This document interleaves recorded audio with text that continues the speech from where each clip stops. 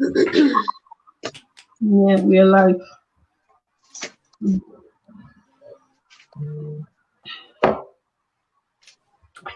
Okay.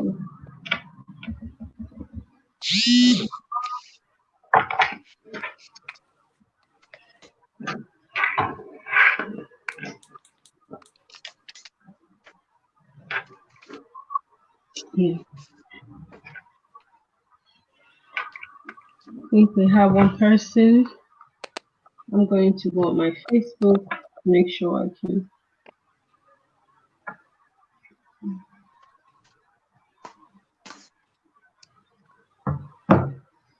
Okay, we have 3 persons on board.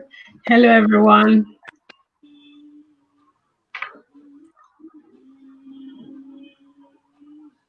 Can you just drop a comment, say hi if you can hear me clearly?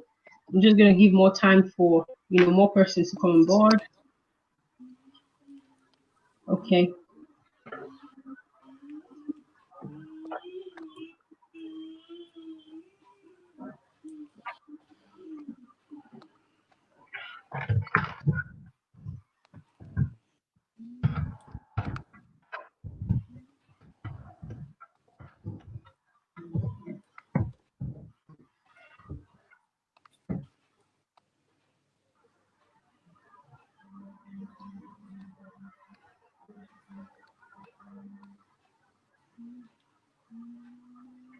Welcome on board. We'll be starting in 10 minutes. Just want to give more time for more persons to come.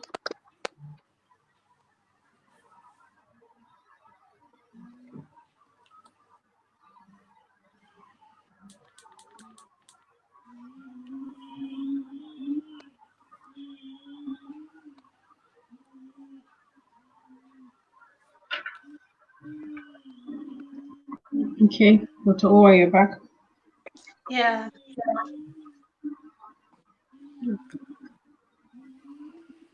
Okay.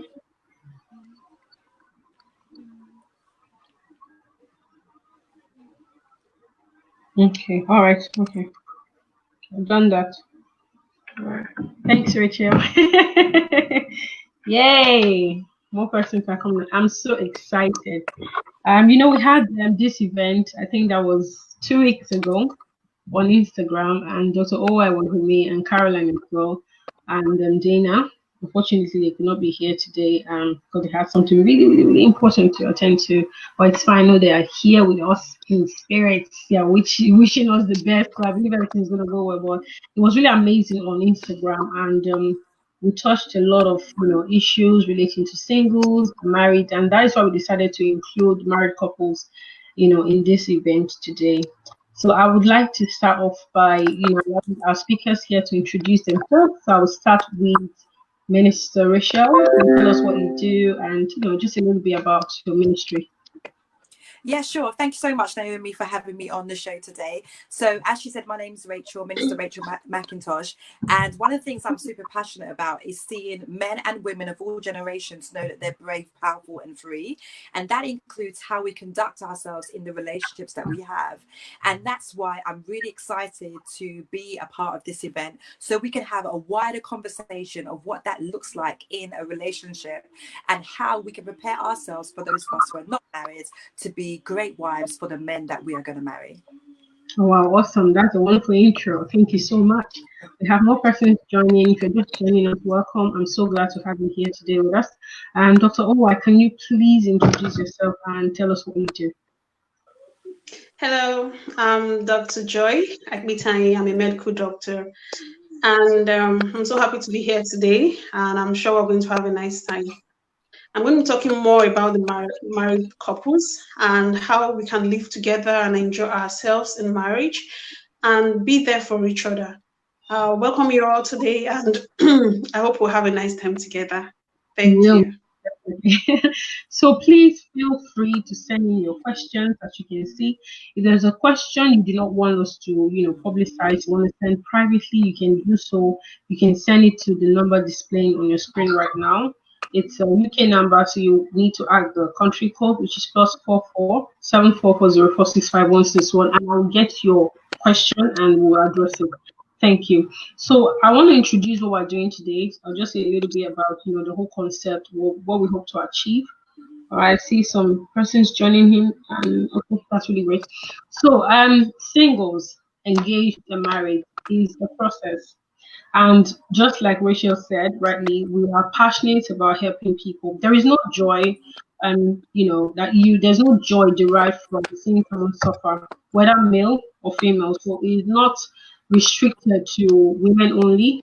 As a man, you can join in this event and benefit from the wisdom that we share today. But we find that I believe strongly that when God created, man and woman, he proposed that they should work together, they should collaborate. When a man has a vision, the woman also has a vision for, like when both come together, the outcome is much more stronger, much greater. It's just like having that strong partner by your side. If you're doing a business, for example, and you have like an serious partner on board, I mean, you would agree with me, Dr. Owen, that that's going to crash.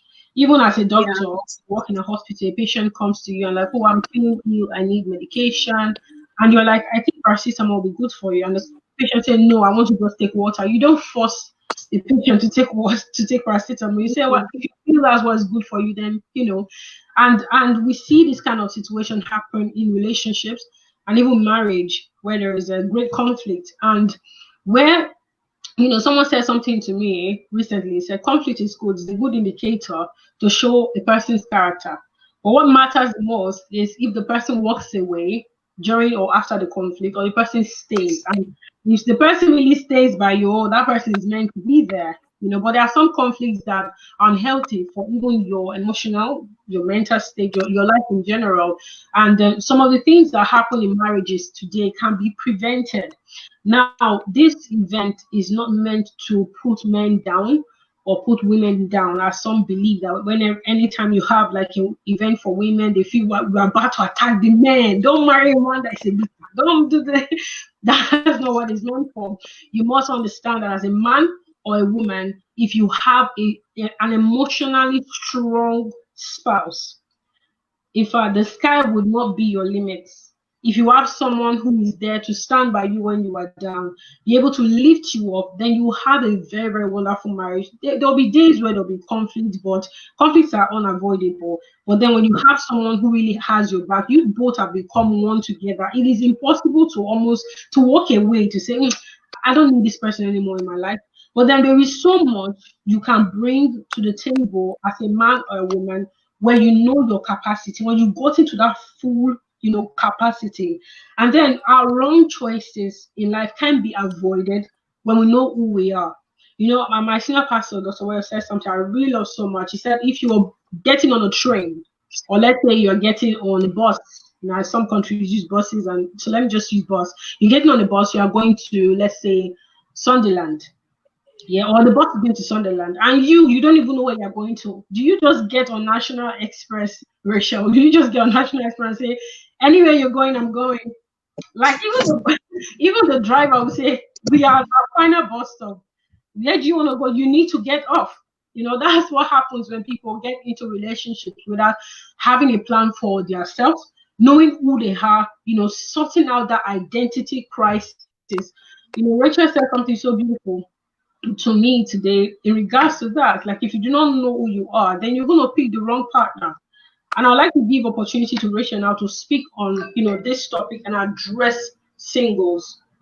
Thank you, Rachel. You can speak now. No problem. Thank you so much, Naomi. I think Yeah. one of the main lessons that I've learned through my years of being single, and as I said to you on the phone before, I'm also divorced, and so I have a bit of experience with a mixture of things. Yeah. And what I found, the main thing about dating and being single and getting into a relationship is that when you are a whole person, you need to be a whole person before you're even considering the possibilities of dating and getting married. I used to believe that love was enough, and now I realize that it takes more than just love to make a marriage work, make a relationship work. And it means that I bring to the table everything of who I am. Where if I've got any undealt with trauma or past situations that I haven't dealt with, or issues with father issues or mother issues, or lack of self-belief, then I bring that into the dating relationship, courtship, and into the marriage. So my main thing is to make sure that you are 100% whole before you enter into any kind of dating scenario. You know, even I know some people, I think when I was younger I used to believe other things, but the older I get is the more I see where I've went wrong or navigated things in a way that I didn't need to. You know, we cause ourselves unnecessary pain and heartache when we veer off course in that way. And because God's given us, you know, complete choice over what we do, we have to make sure we manage those choices effectively. And to, I think one of the title of today was to about the signs that we're looking out for. Do not ignore the signs. Yes, and I think that's been probably the biggest lesson that I would say everyone should know. Absolutely. Is that who that person, like, I don't necessarily believe in dating or marrying potential. I know people are divided on that topic, but personally, I don't see it's not, I have not seen the benefits yet of dating someone who, if they're not who they are right now, then chances of them changing are very slim. Yes, we mature. Yes, we grow. Yes, we evolve.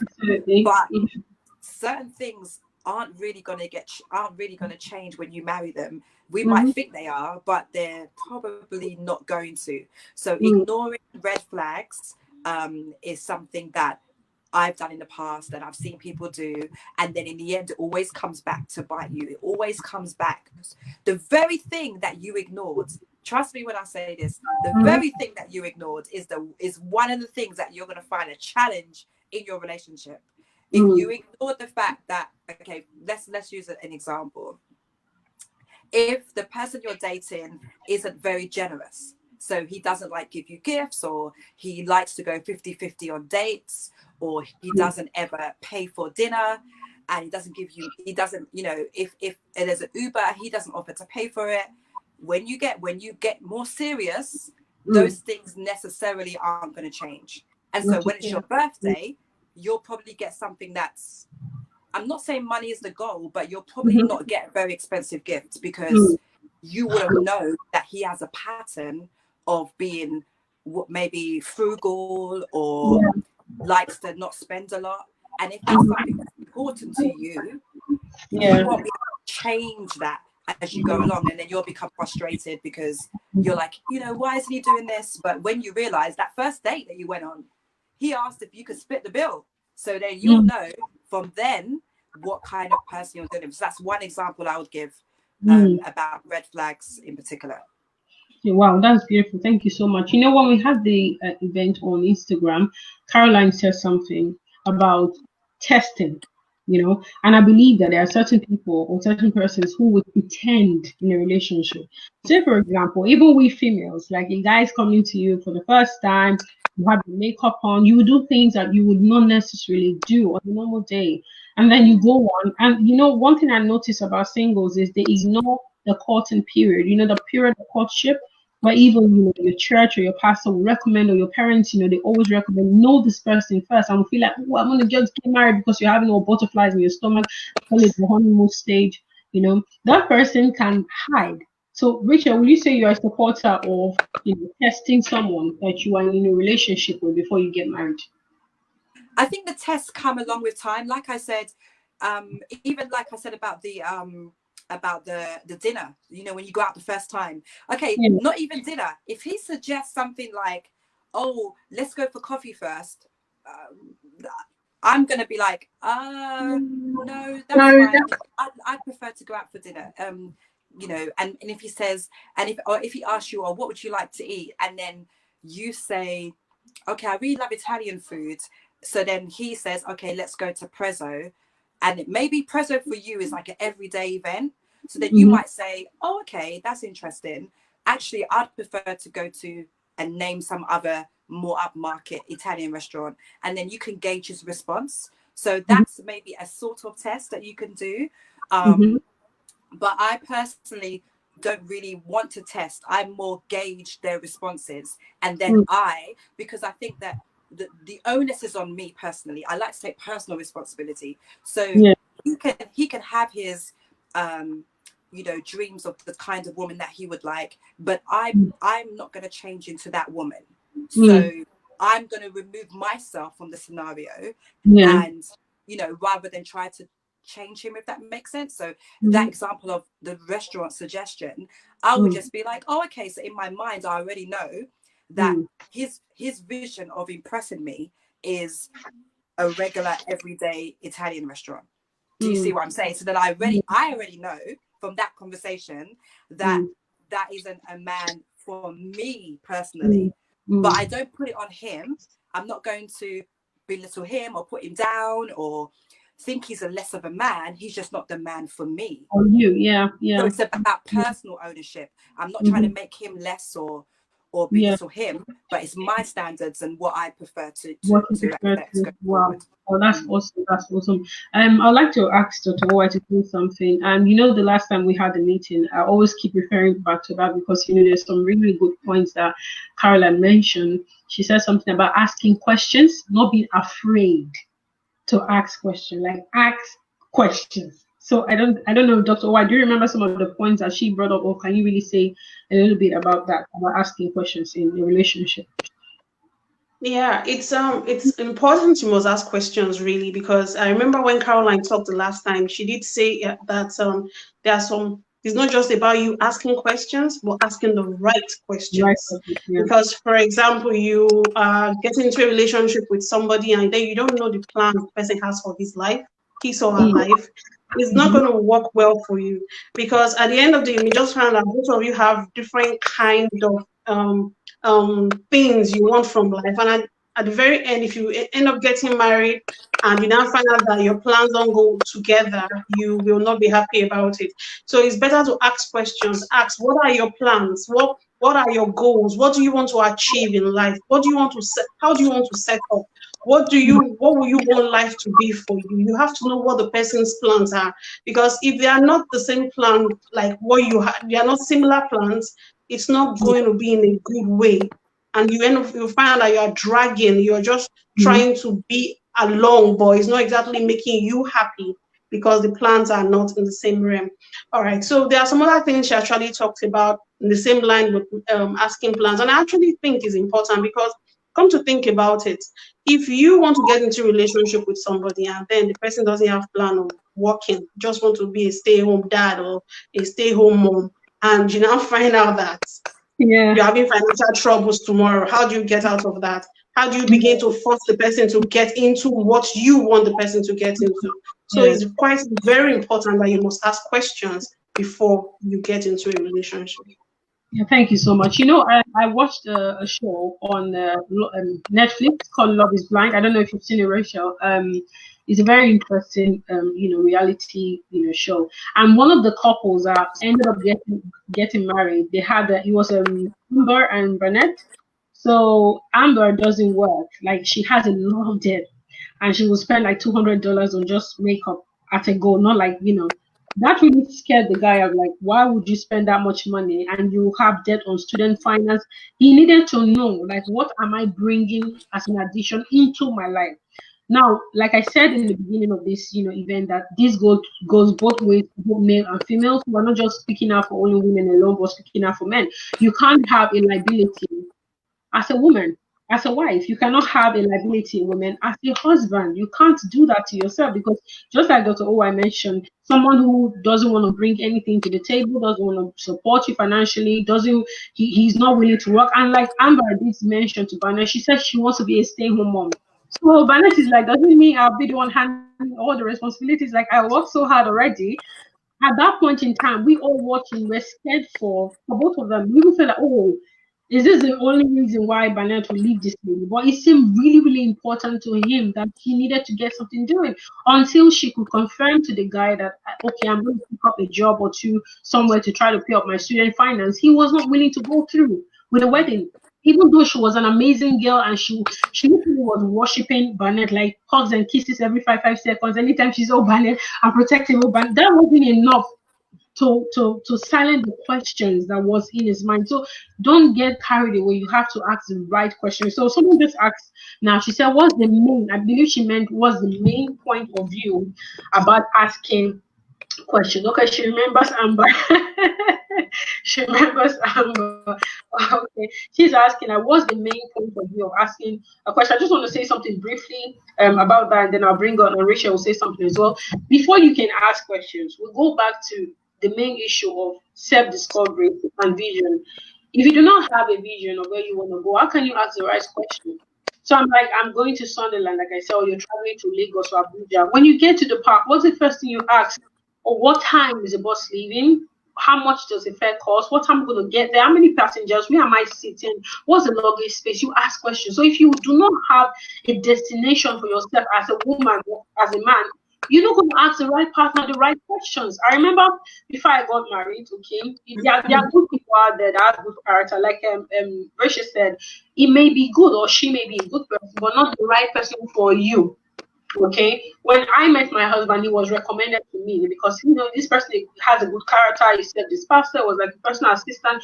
I wasn't really interested in him as far this good, though it was like a good sign. But then the first meeting we had, I didn't want to hear, do you love me? Do you like my hair? What do you like about me? Oh, your soft hands, no. That's what most ladies want to hear. I was like, no, I'm concerned about my future. What do you want to be? Okay, I'm a lover of God. I want to serve. I want to be. So what else? Is there anything else you want to add to that? Yeah, I'm going to work. I'm a character. Oh, well, I'm good. Let's start working. Let's start looking into that. How many children do you want to have? Are you like a fan of women staying at home or women working? Like, well, I would love for my wife to have a PhD. Guess what? I'm doing a PhD right now.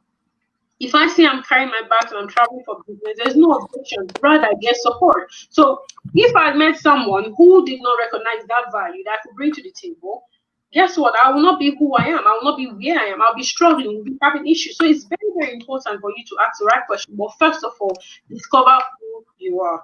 Rachel, would you like to contribute to that, please? Thank you. Yes, I think that what you said is very, very important.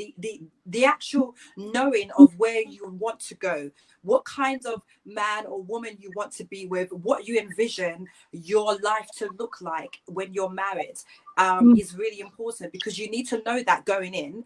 As I said, you'll know so that from the first date, and maybe some people might say, oh, it's a bit soon, but it really just depends on your goals and how soon you want to see these things happen. And I think that one of the ways that I found that really works really well is that when you're having certain conversations is to let the man speak. He will tell you what kind of man he is. Don't interrupt him when he's speaking. Let him finish his sentences. You know why? Because you're going to hear exactly what kind of man he is if you let him speak. Don't speak over him. You can ask him you can even ask him, what do you love about your job? Instead of asking, what do you do for work? You can ask, what do you love about your work? And then that way you don't come across as too investigative into his life. So you're like looking to find out what kind of job he has, see how much money he earns, because some men can feel like that's what we want, which is honestly, if I'm completely honest, that's important to me. So I do want to know, but there's a way that you can ask, like in just a real, like, relaxed, laid back way. You're not quizzing them, but it's more like, I know the vision I have for the kind of lifestyle that I currently live, and then the lifestyle I want to live, as well as the lifestyle I can provide for myself. So you have to know, a lot of women don't even know those basic things. Like, what are you willing to put up with? And all we're looking for are, butterflies in our stomach. Like you said, like butterflies in your stomach are not going to pay any bills. Bills are not going to get paid when you're pregnant, but you love him. Like, what is this? It's nonsense. You've got to think with your brain first and fall in love later. Yes.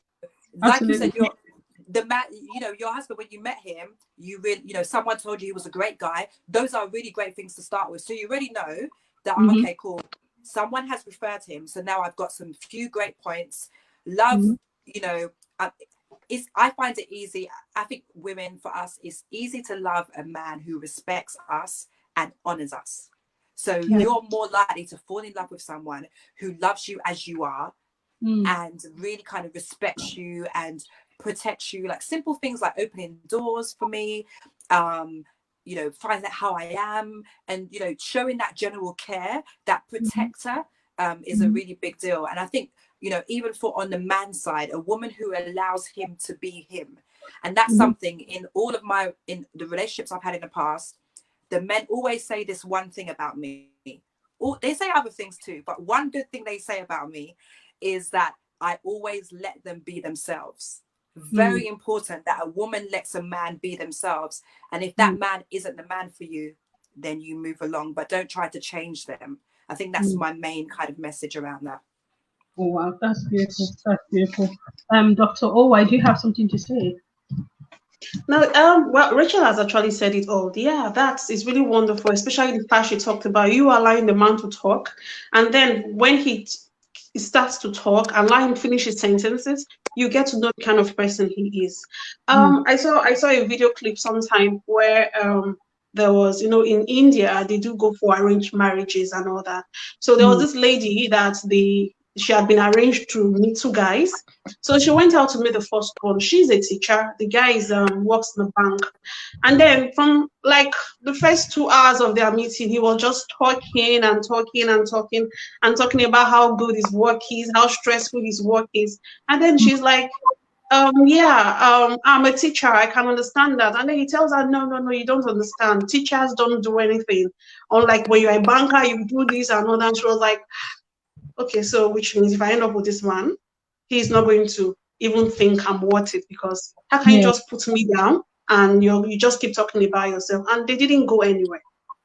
Unlike the other person she met, who the very first minute they met, he was like telling her how wonderful it is to be a teacher, that without a teacher, every other profession is almost like zero, because we all have to learn from a teacher and all that and all that. She was like, wow, if I end up with this guy, he's going to cherish me.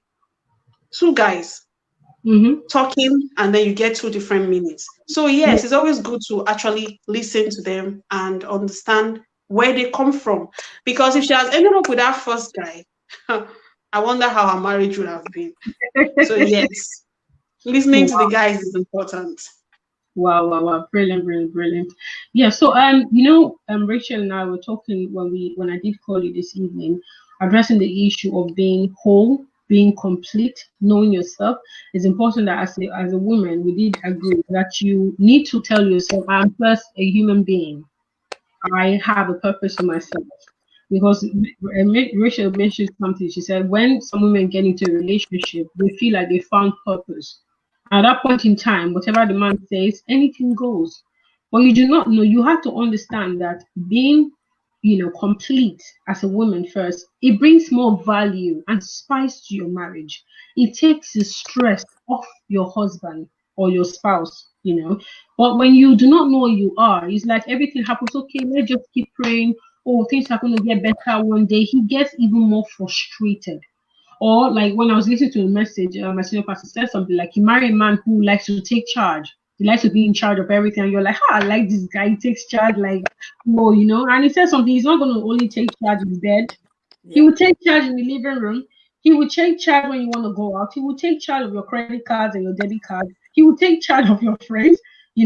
But if you meet someone who is laid back and allows you to do what you want, today you're like, oh honey, let's go out for a holiday, and he's like, anywhere you choose, and you're like, oh, you're always bringing ideas, he's calm. What do you expect?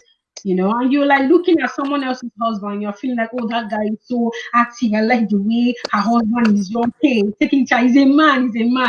But you don't know that he's maybe probably giving her slaps inside the home, or she's afraid to even express herself. So, but these signs are not really necessary. It's not really, how do I say this now? If you see the sign, like maybe someone is going to be or going to treat you badly, you don't necessarily have to walk away. Okay? Let me say, you don't necessarily, it's not in every situation, it's not every person.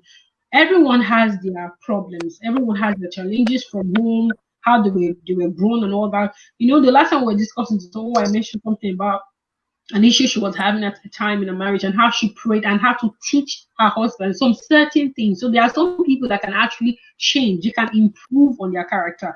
If you are privileged to see the signs, God gives you the wisdom and you see the sign, it is for you to decide. God is actually giving you a choice to say, this is who this person is. Are you willing to go down this road?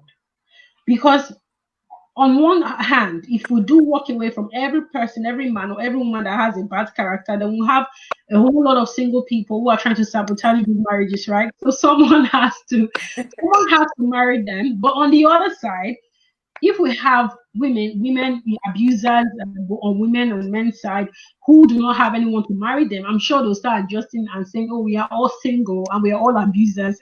I think we better start changing or grow old alone. So it's good on one end and good on the other, right? So it's important that as a woman or as a man, you must first find yourself.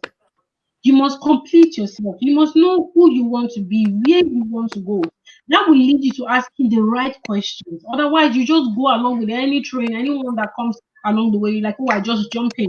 Some say, oh, I don't know what I want. I'm not sure. Then if you're not sure, don't get into a relationship. It's not. I don't think the responsibility of the person to help you find yourself. You may date someone, you may court, but don't commit into marriage because it's more severe, or how do you say, it's more deep than you think, than you realize. When you give birth to children, you are birthing a new generation. You are coming together. It's not just putting together the sperm and the egg. You are making destinies together. Say someone is from a polygamous home, you also are from a polygamous home, you decide to get married, you should know the battles that are ahead of you. You don't get into the marriage, you are now surprised if he's trying to cheat, or surprised if they're having issues, or surprised that you are sleeping in the night and different things are happening in your room. You're like, where is the battle coming from? Or one stepmother is trying to take revenge on you because you are the son or the daughter. You are already prepared to know, okay, I'm going to stand by this person. This is the battle that we're going to face. So all cards have to be laid on the table, both from your end and from the end of the person that you want to get married to. So I know that there are certain people, like the last time we had questions from the audience and someone was saying, okay, what if we ignore the signs really and we're already in the marriage? What can we do? So I will allow Rachel to speak first. I know that you said you have experience on both ends. Yes. Yeah, I would like to hear about what your advice would be. Okay, yeah. So I don't know if everyone's gonna like my answer, but Yeah. my answer is I remove myself from those situations. So if the red flags get so bad that it's now see the thing is, the reason why I said at the beginning that you can't really change a man is because I feel as though when it comes to men, and in general that's how we're wired, is to make decisions. Like, men are the ones who, supposed to lead and be the direction force for the relationship and the marriage, etc. So if that person is in charge, then if I can't follow you, then we're in trouble. So sometimes that's where a lot of problems come, because I need to be able to follow you. And if there's a massive, big thing that's happening that could be maybe something to do with finances or abuse or infidelity or the way that they speak to you or something, and now it's that escalated, because when you get married, these red flags don't get smaller, they actually get much larger. So now, when he used to kind of call you names, every so often, or fly off the handle for something small, when you get married now, it's now much bigger. So you have to now make a decision. Do I want to follow? And I think that's now looking back, that's probably the biggest question I would ask myself. Is definitely don't ignore red flags. I know I ignored red flags in relationships, and then that led me to where I am today. And that's why I can say, agree with you and say, don't ignore red flags, whatever they are. And it could be just something really small, like we discussed on the phone earlier. It could be something like beliefs, beliefs. Exactly, because I believe that most of the people watching will be of faith. So even Christian beliefs, if you believe in one thing and he believes in something else, this can cause massive divisions in your household, because now it's like, well, at your church they do this, or Yes, yeah. at my church they do this, and my pastor said this, and my pastor said that, Yeah. and then it becomes an argument. So my answer is, if you're both not willing to work on the issues, but I do find, honestly, most of the time women are the ones who are more willing to work on things than men. True. But it's because of how we're made, and I agree with that. Yeah. I think it's important that a man is strong. A man is strong-willed and he makes good decisions. That's really important. Yeah. And so if the decisions are gonna, honestly, for me, I leave. That's what I do. But I know everyone has a different kind of belief around that. But my personal belief, and it's not always what I would advise. I would advise people to see what they can handle, because we can all handle different things. Exactly. But for me, in the past, what I've done is leave the situation because I've realized that it didn't actually match where I was going in life. And so that was my choice to do. Yeah, well, thank you so much. I was sharing with Dr. Oy a while back about the story of a woman. She's been married for many years, say 30 years, they've had kids. So she works in like an oil company, and the husband does as well, but he earns like 3 times her salary. And then she spends most of her money sponsoring her siblings abroad. So she sent all her siblings go and study in US, study in Canada. And once she's done, the man says to her, well, now you have to sponsor mine. And I'm not adding a dime to it. If you did for yours, you have to do for mine. And it's like, if you're not going to do that, then you walk out of the marriage. It was a big problem. They involved the family, tried to settle. She's like, okay, can you bring 50%? I bring 50%. It's like, no, you have to do it. If you can do it for your family, then you have to do it for mine. Like, you can't do that. And at the end of the day, she had to walk out of marriage. They have grown kids, grown children. And she had to walk out of the marriage. So it's not just, people have really, big problems with attitude, behaviors, which has been influenced by how they were trained, they were grown.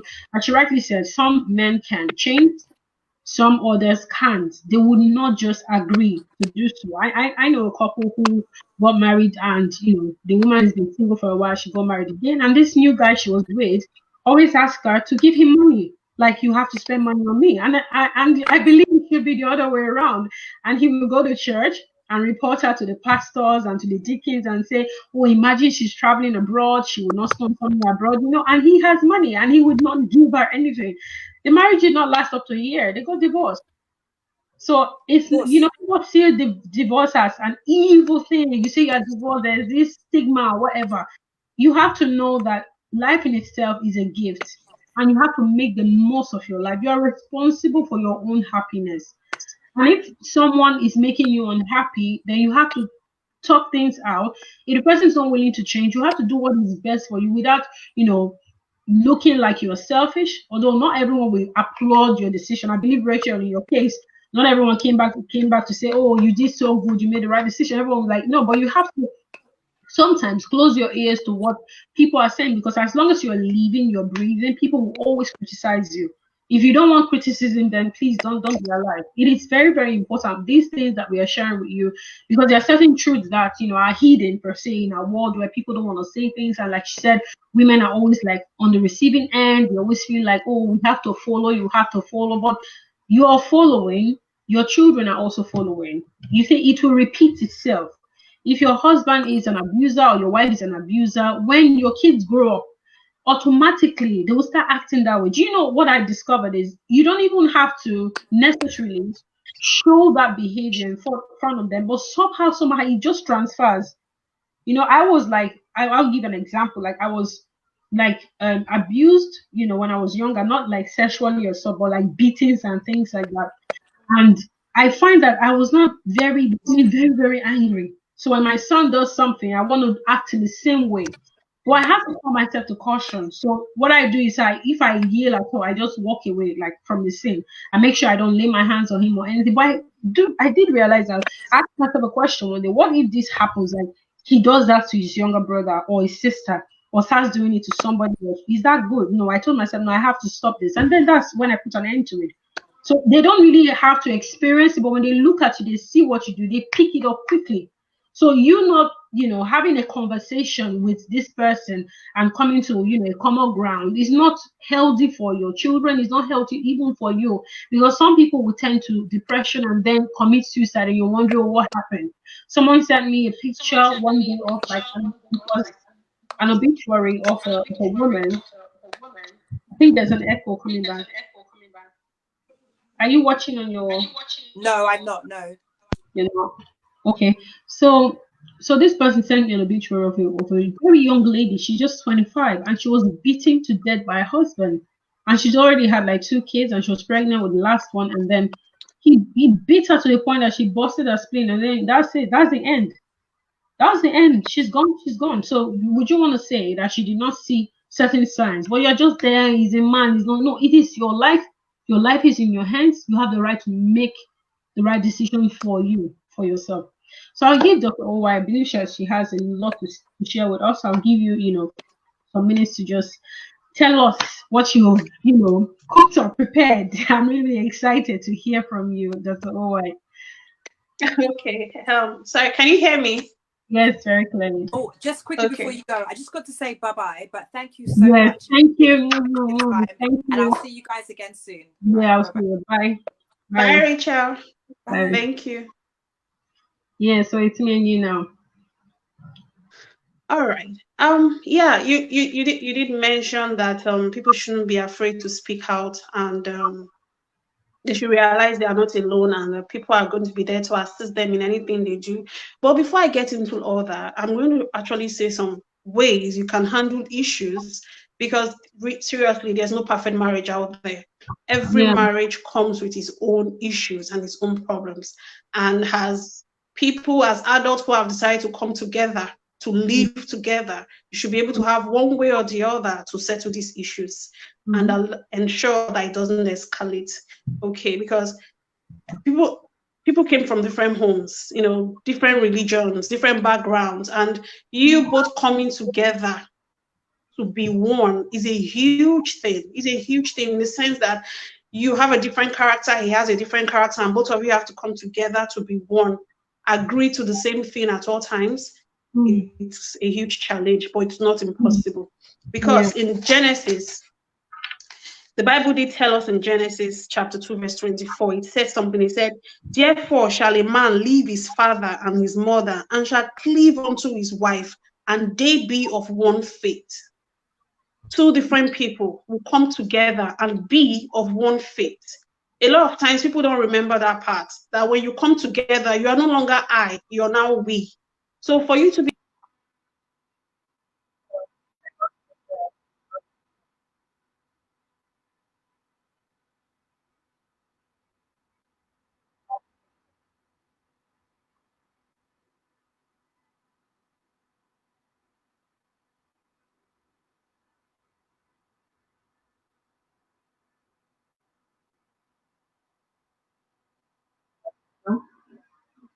Hello. Hi. Yeah, I can hear you now. I wonder what happened. Okay. So for you to be able to come together and make that work, it's not easy. It's a challenge. But yeah, people have done it and they've been successful. Okay, so it's a beautiful thing for people to come together and share their life with one another. But for you to ensure that goes well, for you to ensure that that works, it takes commitment. It takes you having to work for it. You don't just sleep and wake up and say, "Oh, I love this guy, I'm going to marry him," and then everything goes smoothly. No, you will work for it. You have to show your commitment. You have to show your respect to make things work. And a marriage based on love and respect doesn't just happen. Both spouses have to work for it.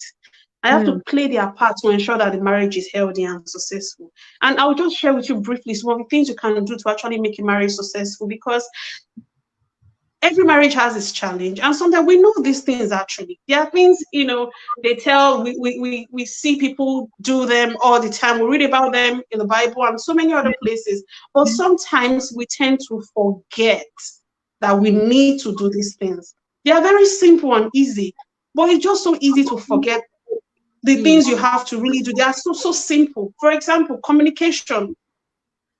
Sometimes you may feel, "Oh, yeah, I communicate with him," but how do you communicate with your spouse? Do you pass on the right message? Do you actually pass on the way you feel to your spouse? Yeah. It's not just about communication. You have to learn to communicate clearly and then communicate often. Sometimes people communicate by nagging. No, that's not what I mean.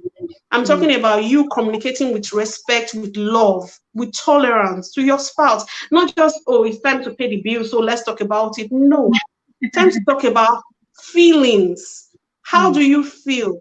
What do you want? What do you want to achieve? Do you go deep and talk to your spouse the way you should talk to your spouse? And by communication, it's not just talking. Are you a good listener? To communicate, you also have to listen. You have to be able to listen to your spouse, to understand what your spouse needs from you, to understand where your spouse is going, and then you'll be able to flow along with him or her.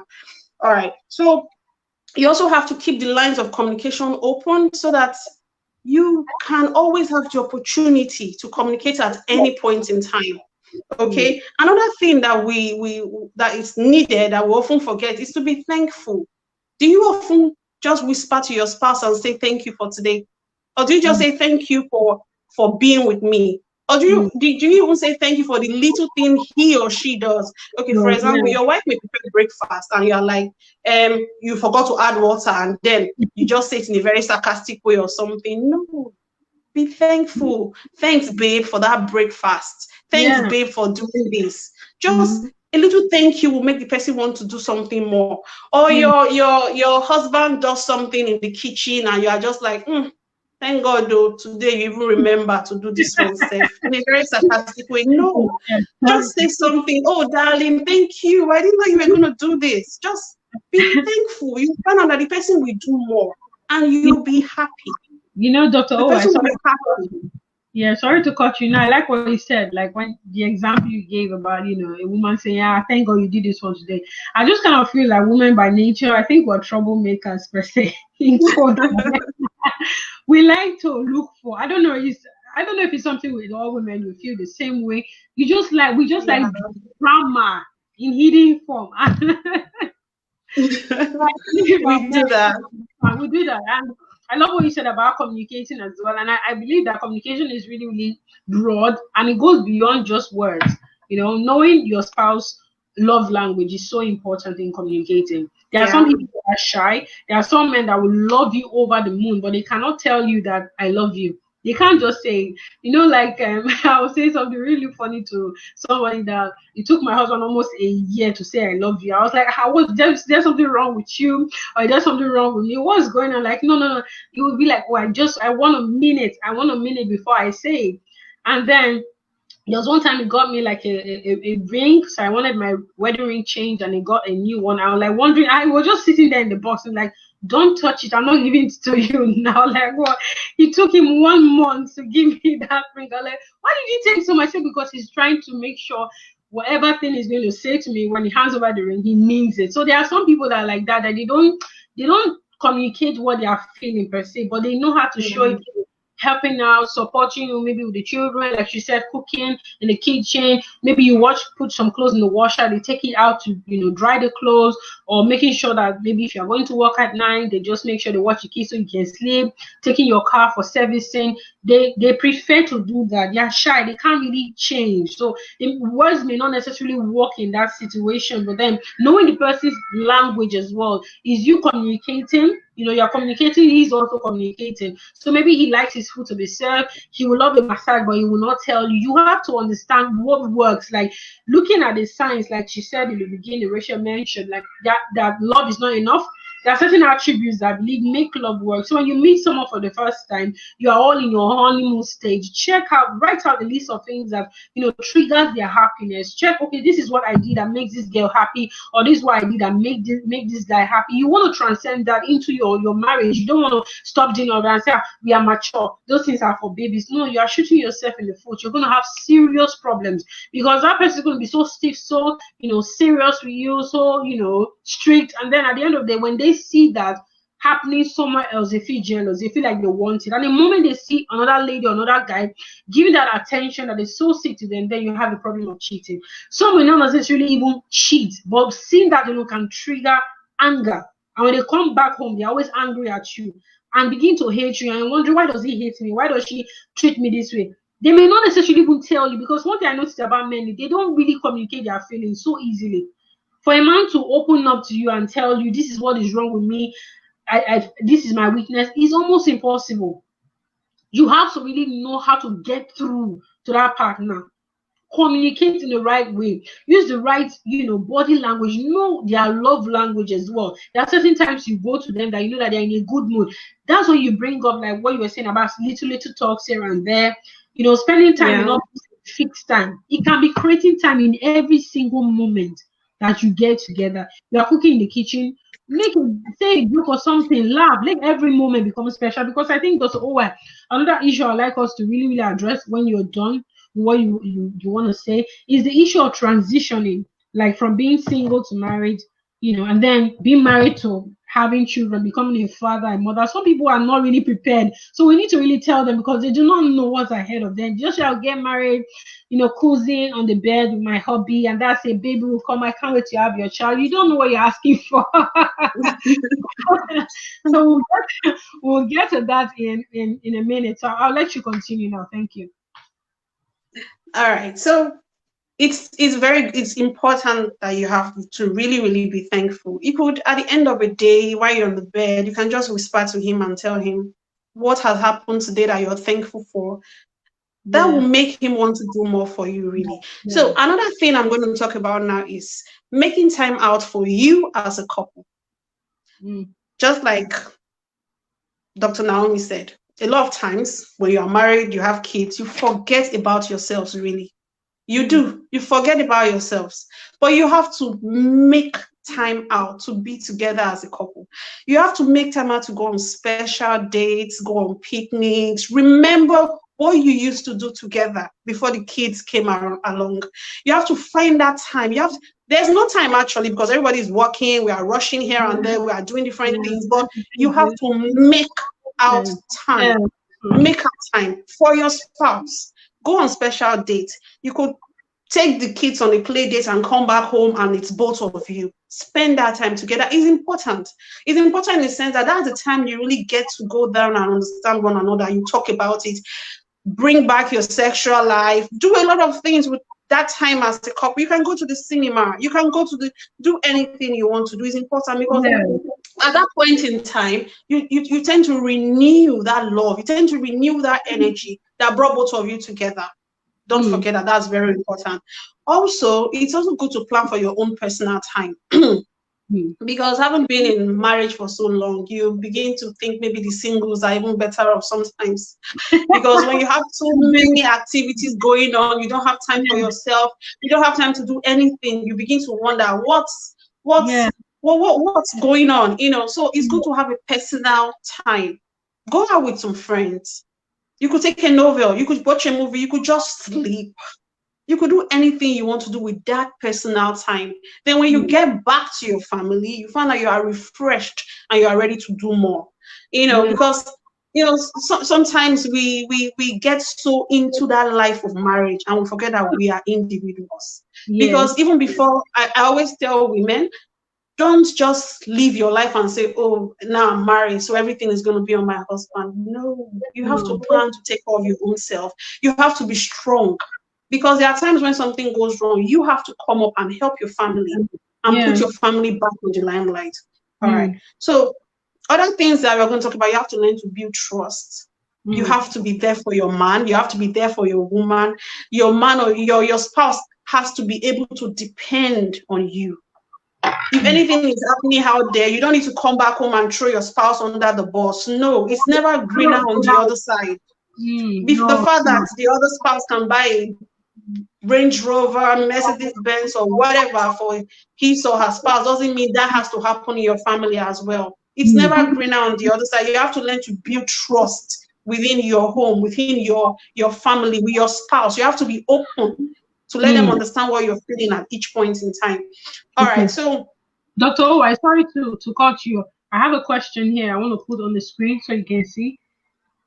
She said, if you are single for long, are you prone to being more selfish over time? Is it better to get married young or grow together? So I would just say you know, to the second question, I know Dr. Owa will address the first one, but let me just say this. There's nothing like it is better to get married young.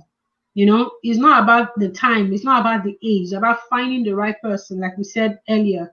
Find yourself first. One thing that will happen, let me tell you, that happened to me as well. The moment I discovered who I wanted to be, I was so into myself, into my dream, into my visions, that when the wrong people came along, I didn't have to drive them, they drove themselves away. Why? There was no match. You know, I met people who did not understand why a woman had to be ambitious, or why she needed to help the world, or why she needed to do this, why she needed to do that. There are people who will not understand your vision. There are people who will not understand why you don't want to be. There were guys that were recommended by friends and family and parents that say, marry this person, you must marry your tribe, you must, hey, this person has money, the family has status, the family has, you know. But you find out that when you do get married, it is you and the person in the marriage. No other person will come and live with you. Like, it's you and him. If you have a problem together, you solve it together, or even you carry the load alone, if I must say that. So it's not like it's better to get young and married when you're young. The most important thing is getting married to the right person that is going to the same direction as you. So like I always say to, you know, my, you know, friends and people who are yet to get married, people who are young, I have a lot of the female friends around me that are yet to get married. I say to them, like, you must ask yourself, what value is he or she going to add to me? And what value am I going to add to him? So it is not just about you. The question of being selfish is not allowed. Because if you cannot add a value to that person, he will look for that value, or she will look for that value somewhere else. Do you understand? Someone was saying to me, oh, my husband is always complaining that, oh, I speak to people outside more than I speak to him. I'm always carrying my ideas outside. I don't talk to him. Because he's not the kind of person that, you know, like to discuss maybe a business or talk about the things that she likes. So she has friends that are into that. Dr. Owa, you understand? She has friends that are into that aspect. So when she wants to talk about that, she's more inclined to speak to those people than to come to the person. So you have to know what value you are bringing to the table for the guy, and also what value is going to give to you, so that you can complete each other, and there will be no need for a third party. I'll let Dr. Owa say something now about, you know, the question that Joyce has asked. Dr. Owa. Yeah, I can see her question. She talked about, if you're single for long, are you prone to be more selfish over time? Well, I'd like to know. I'd like Joyce to know that being selfish doesn't have to do with whether you're single or you're married. Someone who is selfish, whether you're single or if you're married. So it doesn't have to do with being single. But I'll let you know that being selfish will not get you far in any relationship, whether you're single or you're married. A friend of mine once told me something about was telling me about another relationship whereby this guy and this lady, they've been in a relationship, and then the guy needed the lady's help. He could take care of himself, but at that point in time, he needed the lady's help, really needed the lady's help. And she was nowhere to be found. She virtually said no, for no reason. And this is the guy you've been with. And then the guy was like, what? So then if we get married tomorrow, what happens? And that was the end of it. So being selfish, literally, it's not a good thing. So we should always learn to actually look out for one another, especially when you're in a relationship. So I hope I've been able to answer your question, Joyce. So the second part says, is it better to get married young and grow together? What can you say about that? Well, I don't think there's really any fast rule about getting married young or getting married old. It depends on the individuals. You can decide a young person could meet somebody today and then they grow together. That same year, another young person can meet somebody tomorrow and then in 6 months they're getting a divorce. So I don't think the age really has to play. It has to depend on how mature the individuals are to be able to work together to achieve that aim of making sure their marriage is successful. So it's an individual thing. It really doesn't have to do with age. There are some youngsters that are in very good and successful marriages, while some older people, a year tops, they are gone, separated. So it doesn't have to do with age, really. So it's both ways. Yeah, let me just add that, I was watching a live video that was conducted on Instagram, and one of the speakers was Tara. You know, Tara is popular in Nigeria, and Fela Duritoye, the one that contested for Nigerian presidency, I think some years back. And one of the things they said that, you know, about their marriage was that Tara was saying, oh, she was single, she was, you know, this go-getter, she had her own money and all. So when they got married, finally, it was difficult for her to see her money as their money, but she saw his money as their money. So it took a while for her to understand that she had to, like, you know, loosen up a bit. She had to trust him. They are now one. So slowly, in every project they had to do, she made sure that if not all of the money was part of it, but a percentage of hers was always, you know, she always contributed in every project. So I get what maybe Joyce is saying, like from this angle. Like if you are single for long, you say, yeah, the question would be like, yeah, you really would get into yourself. You get more comfortable, you know, in being yourself. You won't really get used to being, you know, with someone, sharing your ideas, sharing your personal space. And that's why Dr. Owa did mention that even while you're married, yeah, she said that's exactly what she means. Yeah, I said even while you're married, you do have to take out time. I, for one, I always have, like, I know when I was on campus and I was single, I used to be like, I used to pray for like 8 hours, go on fastings. Like if I'm praying, people come and knock on the door, like, oh, I want to pray with you. Your prayers. When I got married, I could not do all of that. Sometimes I'm looking for time, because when you're up in the morning, you're up with the cry of the baby, and the next thing you're making food, before you know, the day is gone. You are looking for how to tidy the living room, and your whole time is done. You're like, oh Lord, I need to spend time with you. So what I did was, okay, I made an agreement with my husband. I said every Saturday I want to spend 4 hours with God in separation. So I go, once it's Saturday morning, he takes the kids away. I'm in my room, I'm praying, I'm fasting. I don't come out until 12 noon. So that puts my head in the right place, because when you ignore, like what Dr. Owa said, who you are, and you lose yourself completely in that marriage, you start seeing your spouse like someone who kidnapped you. Let me say, you start seeing your spouse like one hostile person, a tyrant, you know. And when you have that sense of, you know, tyranny in a marriage, what happens is the natural response is rebellion. You start acting out against the person because you feel like, oh, my life was better when I was alone before I met you, and now, you know, things have changed. I don't even understand. I'm depressed and bored. No, so that's you have to. You don't need to forget you. Both of you need to complement yourself, and that's why it is so important. Like, oh my God, I wish you know how important courtship is. Like knowing this person, asking the right question, it will save you from a lot of trouble.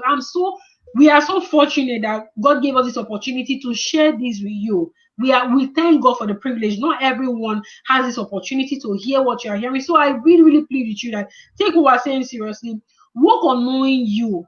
So that way, when you enter into a marriage, you are complete, you are ready. And then, yes, like what Joy said, you cannot grow together, because there is so much more that you both can explore as a spouse. But just very well, like you said, she was saying that exactly what she meant. Like when you get married, you will learn to open up. You will learn to lose yourself slowly and slowly, because it's more like, you know, the difference between being married and being a child and having siblings is not really far-fetched, because when you have younger ones, when you are growing with your brothers and sisters, you have conflicts. You fight with each other. Oh, why did mom give you a bigger portion of food than mine? Why did you use my lipstick? Oh, don't use my hair. With your sister, why do you wear my shoe? I'm looking for this top and you wear it. Mommy, I'm going to beat this girl. And then you have all those arguments, but you come together as sisters. When she's down, when she's crying, her boyfriend broke her heart. What do you say? Oh, sorry, sister, we will deal with this guy. Her enemy becomes your enemy. It's the same thing, but the difference is you are more mature. Your senses are improved. So when you have conflict, you find yourself wanting to stand your ground, want to argue more. But with children, they fight over the next thing they are playing, they're watching cartoon, and that's it. So you actually grow with this person. So when you are born, you are single. You grow, you get to know your brothers and sisters. When you get married, you're single, you enter into a relationship with this person. So it's like growing together side by side. So don't worry about it at all. But make sure that you put all your cards on the table and let the person know, this is where I'm coming from. These are challenges I'm having. Let me give you a quick example. Like, imagine someone who was raised by a single mother.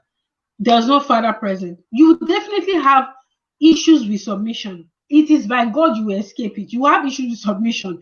You will have issues with, you know, someone telling you what to do and not, because there's a role, a vital role that a man plays in your life, a father pleaser, if that role is absent, you will struggle. But if you are getting married to someone who is from a home that father is there, mother is there, you will have a different kind of value, you will have a different kind of mindset, and you will be wondering why are you like this. But then when you cut and you know these are my challenges, are you willing to get on board? That's the essence of you getting to know yourselves in the beginning before you say I do. So do not ignore the signs, guys. Do not ignore the signs. Issues when you get married as well. I don't want to start talking about things that can make people fight and all that, but definitely you are going to have some disagreements. We should learn to forgive one another. We should learn to listen. It's important because if we don't put our feelings out there and let the person know that, oh, you've hurt me real bad, you might be angry, you might be furious, or whatever it might be, but we should always learn to forgive. Because if you don't forgive, when you, on the other hand, is the one at fault, the other person will not forgive you as well. Yeah. And before you know what's going on, you have that deep enmity going on. And by the time things like that start, there's no way that's going to end up well. Because if you don't learn to forgive, you also won't be forgiving when anything happens. Then part of what you were talking about the other time, there are times whereby I just want to add a little more to what Joyce had asked. Yeah, there are times whereby you are already in a marriage. We tend to see the man as one to do everything in a home. It doesn't quite work out like that. Because these days, when we were much younger, yes, we had stay-home moms, and then the men, our dads, would go out, work, and come back. But of recent, it doesn't work like that. The male has to work, the female has to work. And we have to learn to come back home and share things with our spouses, in the sense that we don't just expect the man to come and take off all the bills. If he can do that, beautiful. But there are some men who can't do that. The females should learn to support. We should learn to come out of our comfort zone and join them and make everything move. Because at the end of the day, you find out that your spouse will cherish you more, knowing fully well that you are not just staying and waiting for him to work and die or whatever it might be. I was talking with somebody some days ago, and the person told me something, how hard he tried to put his family where his family is now. He went all out, he got money, he borrowed money, he did a lot, he went all out for his family. And then the wife just sat back, only for him to find that she had some senti money saved up, and she didn't say a word. And then he ended up by saying, my wife is a wicked woman. And I was like, wow, why would you say that? He said, because she did this, and this. That's the idea he has about his wife. And they are married, and they have kids. So we should always be there to support and to assist, and our men will definitely cherish us.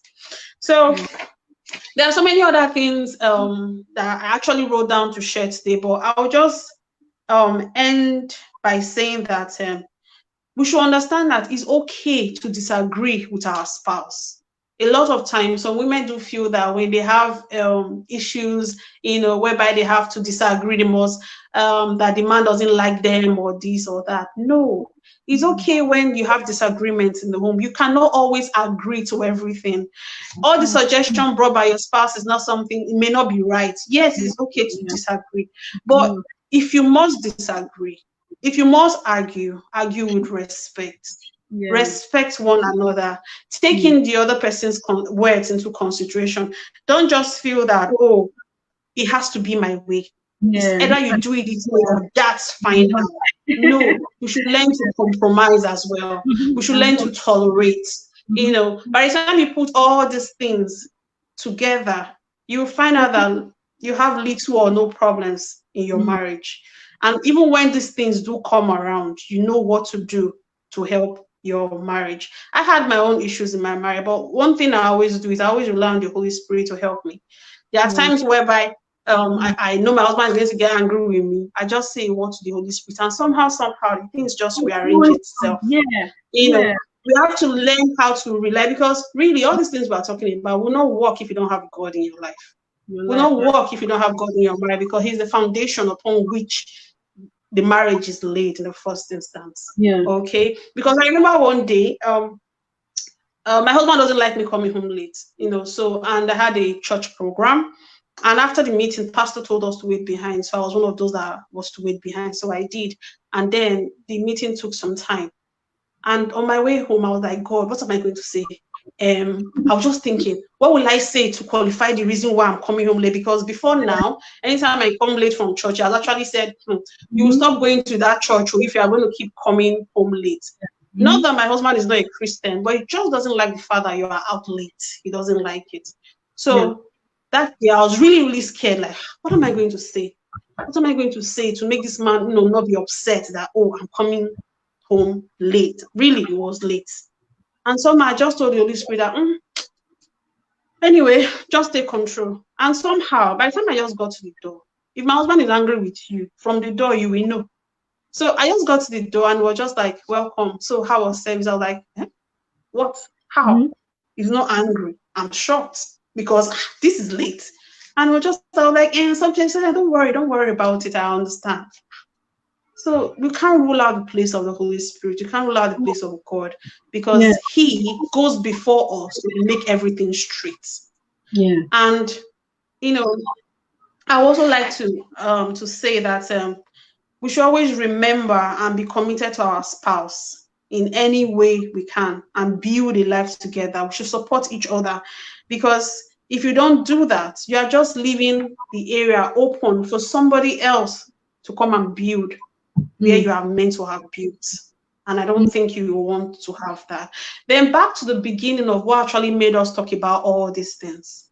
We talked about, we at the beginning, we actually said, what happens to that woman who has tried it all and there's nothing else to be done? What should she do? Okay. So if you've put all this energy into your marriage, your spouse is not willing to listen, your spouse is not willing to change, you have tried to teach, and it's not working, you have prayed, it's not working, what then should you do? Well, before you take that step like you want to leave or whatever, I always admonish, speak out. Speak out. Don't think, oh, if I say something, they're going to laugh at me. I'm too ashamed to talk. No, speak out. You have people you're close to. You have elders. You have people who have been in marriages far longer, who will be able to advise your spouse or talk to you guys or something. Speak to them. You could speak to your elders in church. You could speak to your pastors. Some do say therapy is good. You could go for marriage counseling. But if after all this, nothing is still working, then be not afraid to walk away and allow God to take charge. Because someone who is alive is much more better. Is better than someone who is dead. And believe you me, you can die in different ways. It doesn't mean that you have to die and then they put you in the grave or something. No.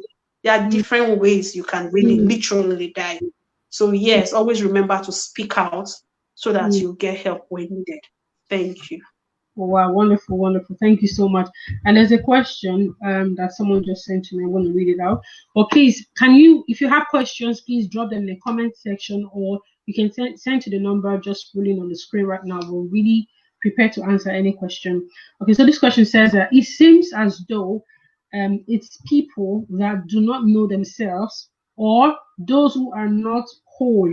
We talked about being complete, that seems to be getting married, especially when they are younger. What is your encouragement to those who are older and do know themselves? Because it seems like the good men are taking up when they are young. So those who are not older, maybe they're in a relationship, they are trying to get to know themselves. What's your advice to them? That's what she's asking.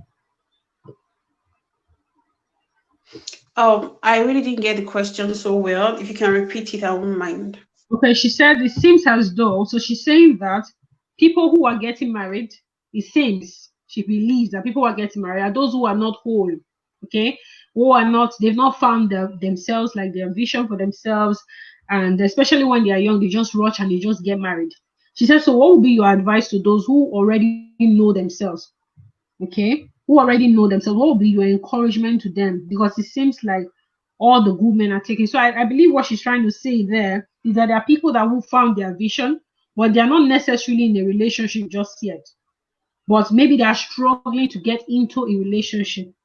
Maybe they're taking out time, they're not as young, but they found out who they want to be. But it seems as though they're not getting someone to connect with. Okay. Yes. Oh, well, my advice to Yeah. you would be just Yeah. keep the faith. Mm. Just keep the faith. It will come. It will happen.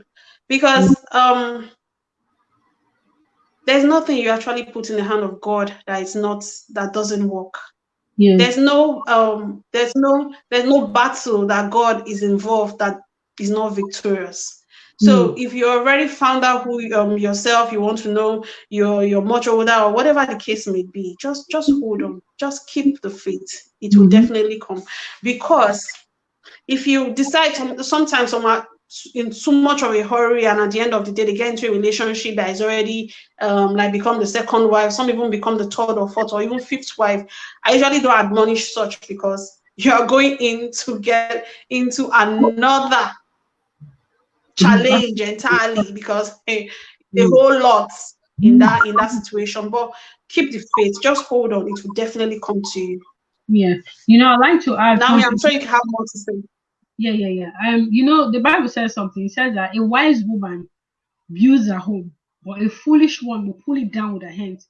The foundation of everything, like what Dr. Oi said, is God.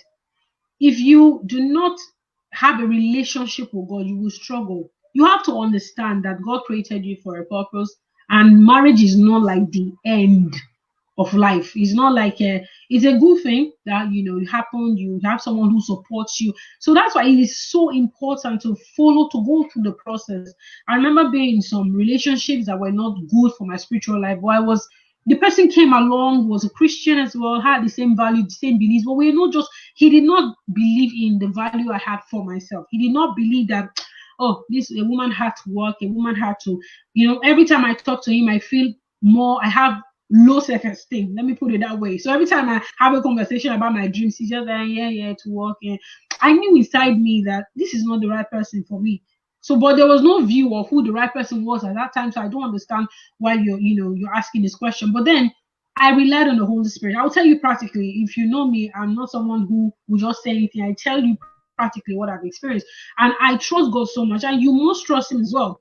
Because it was at that time God told me, he said, start praying for your marriage. I was even shy to pray. I'm like, I'm quite young though, but why would God be asking me to pray for my marriage? Like, who am I going to marry? Okay, I'm like, okay, Heavenly Father, I pray for my marriage. I was laughing all through the prayer, but he told me, take it seriously. And I kept on praying too. I did not know. I'm married to my husband now for this 6 years now. And the beautiful thing is that he understands me. Okay. And when we were dating, I broke up with him 10 times, 10 good times. I'm like, go, you're not the one. And he'll come back, go. But he just stuck around. God just brought him at that time. He supported me the right way, the understanding he was just patient. And when I was in a wrong relationship, God did speak to me and say, you are in a wrong relationship. It is unhealthy for your spiritual life. I even had a dream that God came and shouted at me, get out of that relationship. I was like, oh Lord, I know you mean business now, and I had to leave.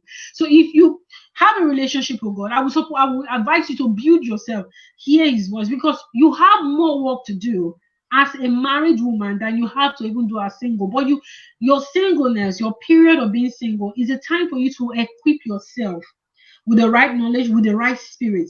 Because many men, seldom, lead a home. When in terms of when you come to the spiritual aspect, you actually see the mothers being the one to pray.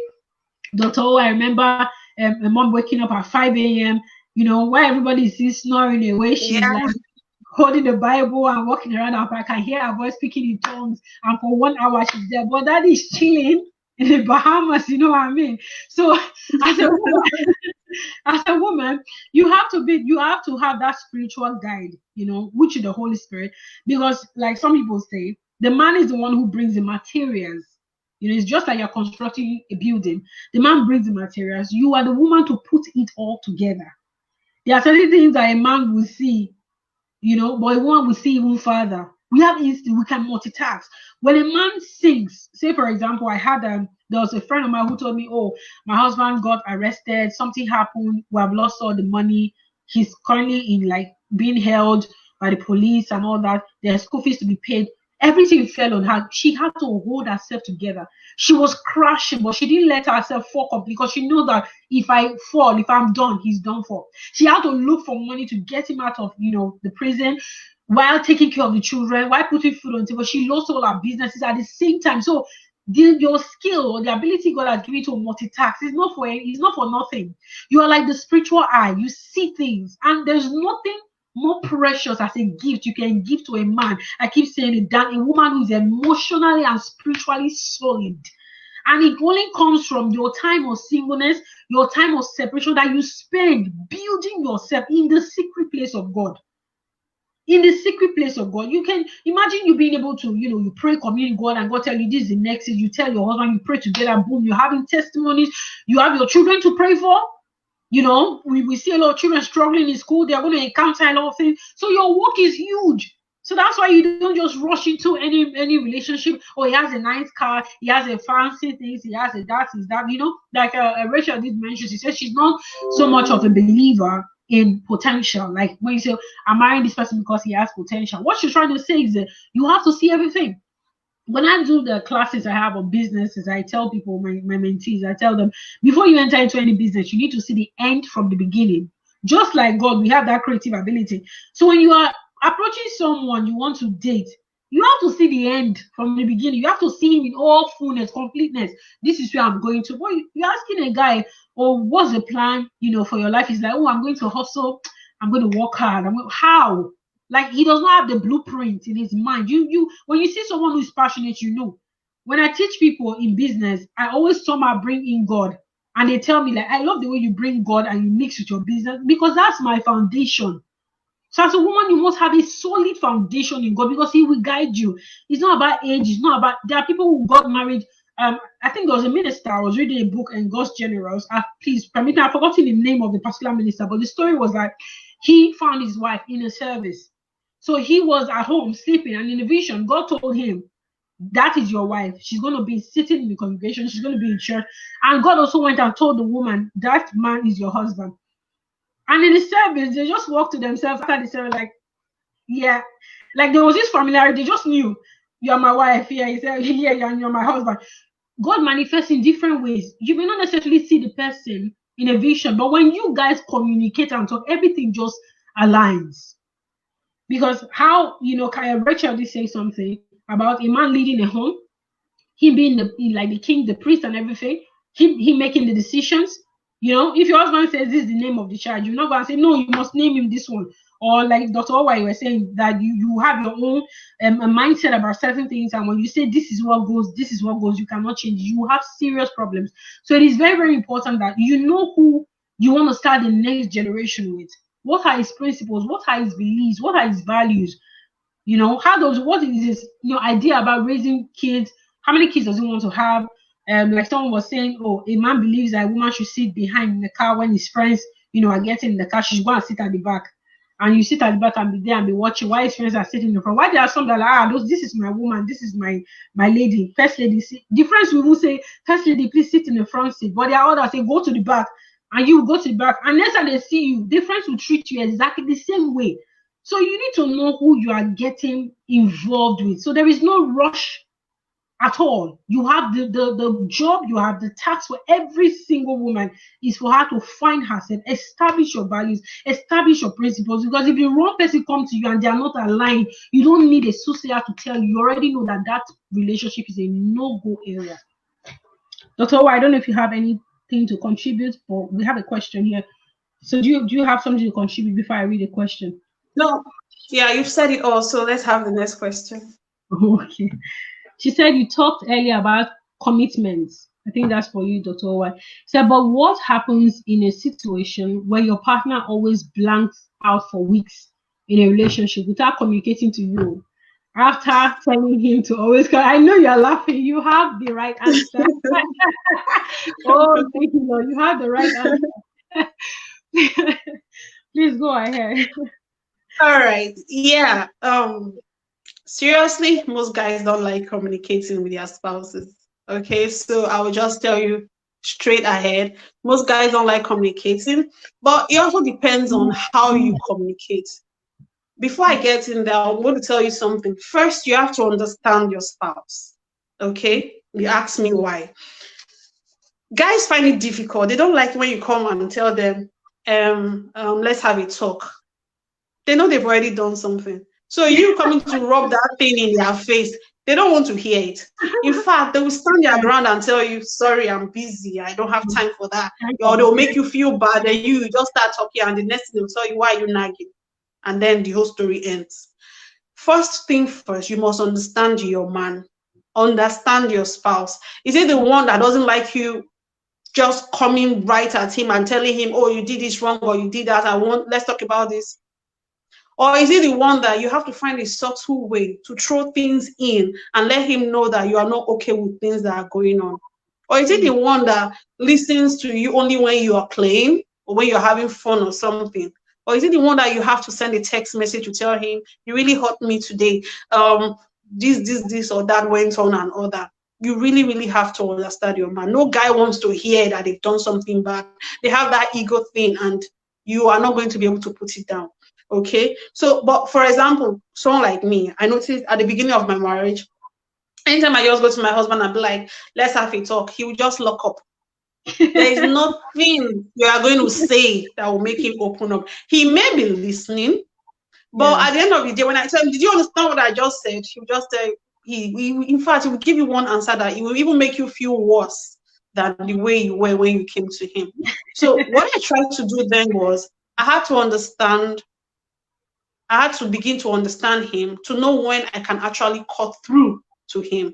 And then I started doing my research, and I found out that sometimes when we were joking or just doing something else, I'll just be like, man, this thing that you did that day wasn't nice. And you'd be like, what was that way that? I'll be like, you did this, and that. I should have just done it in this way. I would have reacted better if you had done it this way. Or, somehow I just find a way to throw it in. And sometimes you'd be like, okay, now I've heard you. You get. But if you want to sit him down and say, sit down, let's talk, it will not happen. So please, first thing, understand your man, know how and when to communicate with him. That will make things way, way better. There are others that will even be the ones coming to you to talk. But most guys that I've heard about, that I know, will never give you the opportunity to talk, especially when they know they are in the wrong. So I'll just beg you, take our time to understand him, know when it's right to talk with him. And then above all that, now I communicate very well with my husband now, but above all that, I didn't just get it on my own. I had to pray about it. I had to spend time to pray about it, really. I literally prayed. I told God things. I know Bible passages and all that, God, you brought me into this home. You have promised me this and that and that and that. And this is what I want. It's like I will just take him and speak the words of what I want to see into his life. And somehow I found that things are going to open up. So you have to pray about it. You have to understand your man. You have to find out when it's okay to actually get to him. And I'm sure before you do all that, he will really open up and start talking with you. Naomi, you have more to add to that.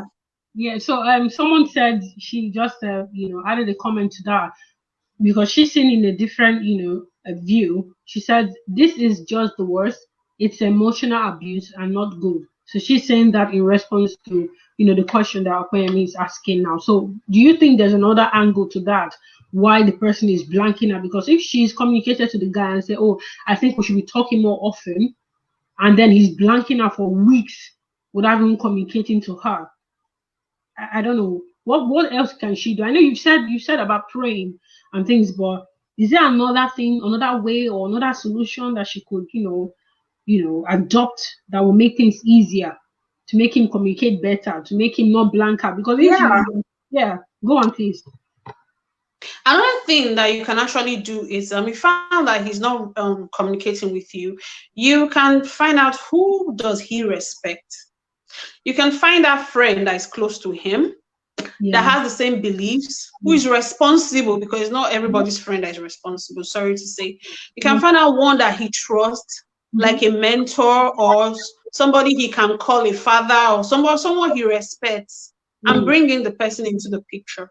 You can tell the person what's going on, if you can trust the person, and then the person will also find a way to break the information to your man. That may work, that may also not work. So all these things, there are no fast rule about them. There are just some ideas on how to make things work. But sometimes these ideas we are bringing across to you doesn't work. And then you just have to let it be, in the sense that these are the things that actually lead to what we're talking about, that will now cause the home to become unbearable and lead to divorce. You understand? So, but I'm just saying that these things should be done before you take that final step. Yes, you can understand him and find a way to make him talk. You can bring in somebody who can talk to him. And if all those things don't work, then I'm sorry. You just have to let go. Dr. Owa, I think someone mentioned to me a very, very familiar example. She said that her husband used to keep malice for long, up to 5 months. They will quarrel, he will not say anything. I've heard a couple of people say the same thing. You must understand that there are certain parts of the person that is also good.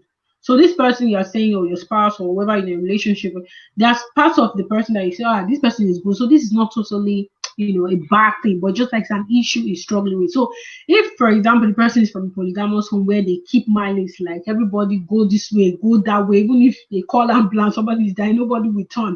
You should know you are dating a guy and he tells you, I have a quarrel with my sister, I'm not talking to her, and you are the one begging him, please reconcile.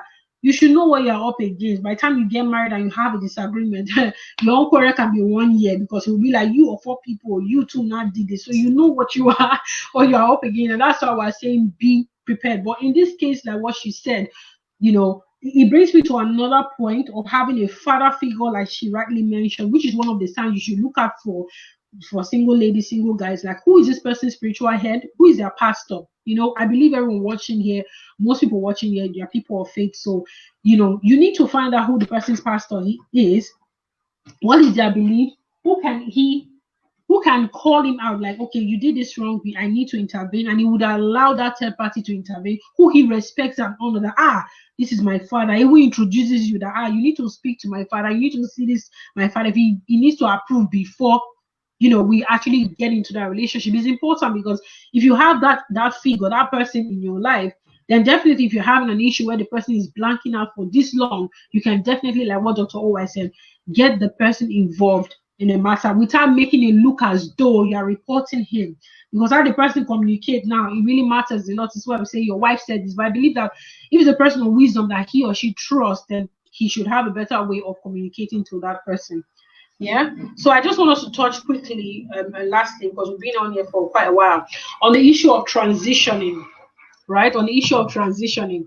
So, you're getting married, you're getting engaged. So transitioning from being single to getting engaged, and then having kids when you are married. How does one cope with that? Is it a big thing, or something is it something we should prepare for, or something we should just relax and fold our hands and get into? Dr. Owa. Yeah, it's the whole thing encompasses in marriage. You have to prepare for all of them. I was listening to somebody talk, was like, before you get married, before you build a house, you will have plans. You will ensure you're financially committed. You have enough to ensure that building goes from the beginning to end. Yes. It's a transition process. It's a process whereby you move from being single to being married. You have to prepare for that. That comes with its own challenges. Now you're married, you get pregnant, then the kids start coming. It's another challenge. You have to prepare for it, because it's going to change you. There's no way you're going to handle it that it's not going to change you. So if you know that it's going to change you, then you prepare for these things. I, for one, I learned a lot in the marriage, and I'm still learning, because a lot has been happening in my life actually. But there are processes whereby they are joyful process. Sometimes I don't even remember my life before I had kids. Sometimes I discuss with my husband, I'm like, can you remember how we were before the kids came along? I can't remember. But the kids somehow has taken almost every part of our life. But yeah, you're going to have a baby who's going to become a year, 2 years or 3 years, and before you know what, your child becomes a teenager. Those are different processes, and they come with various challenges that you have to prepare for. But I tell you one thing, it will be easier when you do it together. Because sometimes people feel, the kids are just for the females. No, it's for both parties. When you come together and handle this, the challenges will be less and the work will be easier. And then you have an enjoyable marriage. How do I mean?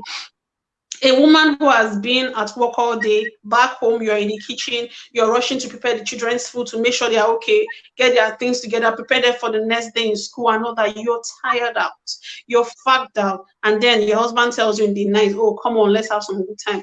You're going to be so upset and so angry and be like, don't you even understand I'm stressed? Yeah. And then your husband is going to be like, well, I married you. What?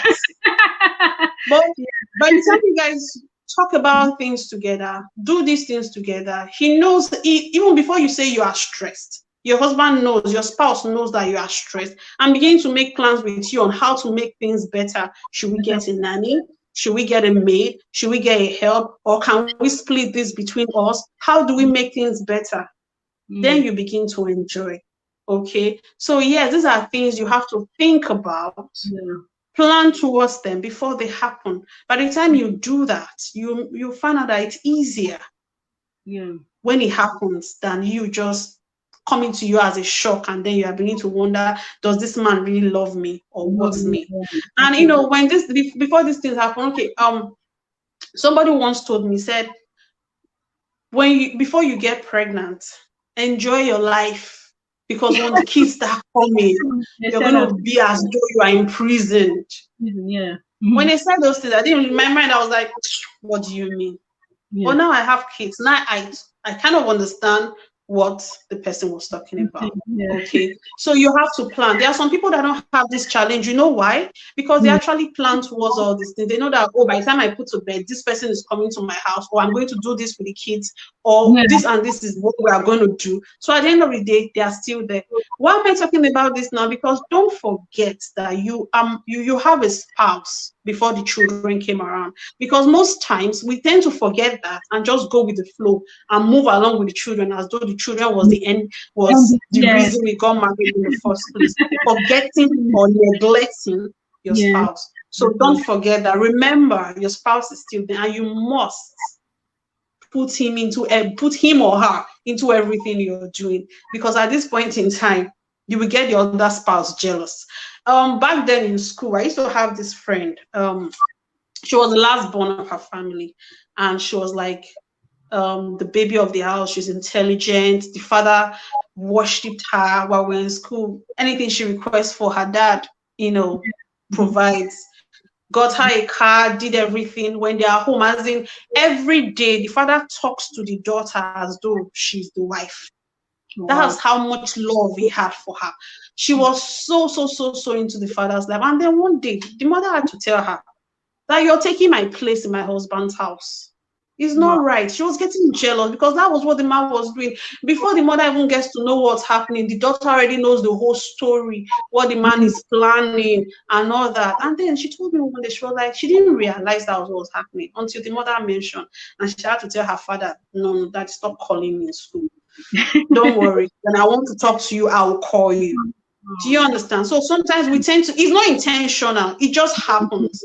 So but we should make a conscious effort to remember not to forget our spouse, even when the children start coming, even when we start growing so much at work, even when we start having PhDs, even when we start having so much money and all that. Don't forget the person that worked with you from the beginning, because it's important. It's easy to forget.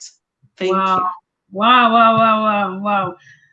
That's amazing. So we've come to the end of this event for today. I believe that we'll have more time to share more insights. If there is any question or any area that you like us to address that has not been addressed today, please send a message. You can send me a private message on the number scrolling on the screen. And I'm just going to give another opportunity to Dr. White to say final words, last words for the whole, for everyone, single, engaged, married. What last words do you have for them? All right, so I'll just say that anything you plan to do, put God first, and to surely work out well. Wow. Thank you so much. Thank you so much, Dr. White, for joining me. Thank you. And to everyone who's watched online, I know a lot of persons came on, and many more persons are going to see this video. I'm going to leave it on, also put it on Instagram. And the share button is there. You can share to your friends, because people may not tell you what they are going through, but I believe that many persons will benefit from what we've shared today. Okay, and like I said, if you have any area you want us to address, send us a message. We'll put an event together, get more amazing speakers to come on to join us, and we'll do this again, most definitely. Thank you guys so much. Don't forget, stay focused, discover yourself, have a vision for your life, know where you are headed before you jump onto another train. What I mean when I say train, you know what I mean, a guy or a lady. So this goes for both ways, like we said. So guys, don't feel jealous or upset that women, every time they're organizing meetings for women, no, it's both for the singles. We did not say female singles, we said singles engaged and married. So even if you're engaged right now and you're feeling like, oh, maybe I probably got into the wrong relationship, no, it's not too late.